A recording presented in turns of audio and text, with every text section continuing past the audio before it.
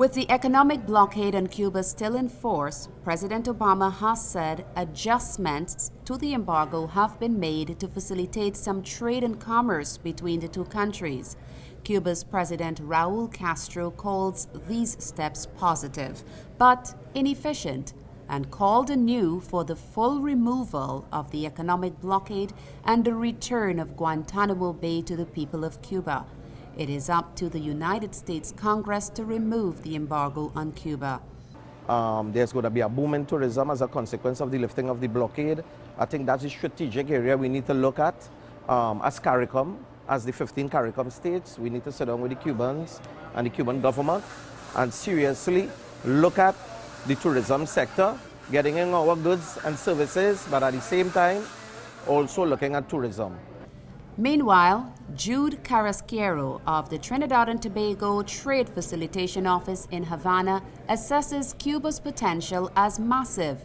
There's going to be 5 million tourists soon, arrivals, and I think that we need to tap into it in a very strategic way. Already, American business leaders are on the ground in Havana exploring opportunities for commerce, and the United States has now made it legal for Americans to invest in Cuba only in the communications sector. Some Caribbean businesses are already operating in the Cuban market, and several CARICOM states have positioned resident ambassadors here to facilitate and enhance Cuba-Caribbean trade and relations. We have a lot of goods and services that will come into the Cuban market without any tariffs, so that's an important step. We have Sasha Cosmetics in the market. They're doing well. Angostura also, they're doing well. We have services like in Sepra, the coating of bars for manufactured products. There are Caribbean companies that are doing serious trade with Cuba.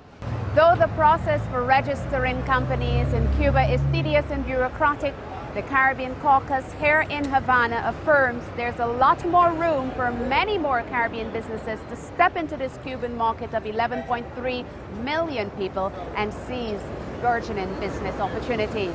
But the Caribbean's approach to doing business in Cuba must be strategic and collective. Entrepreneurs should contact their resident Cuban ambassadors to register their interest and visit Cuba to explore the market.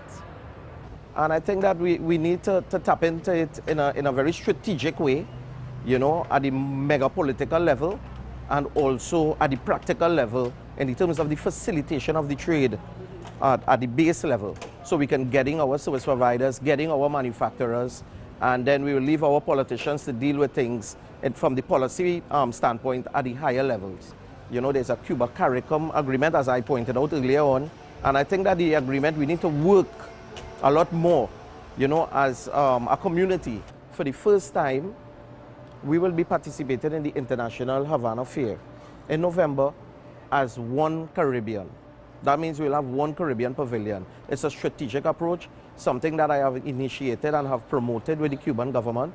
And this year, for the first time, we'll take a cluster approach to trade fair participation in Cuba. In Havana, Cuba, Onel Sanford-Belle reporting.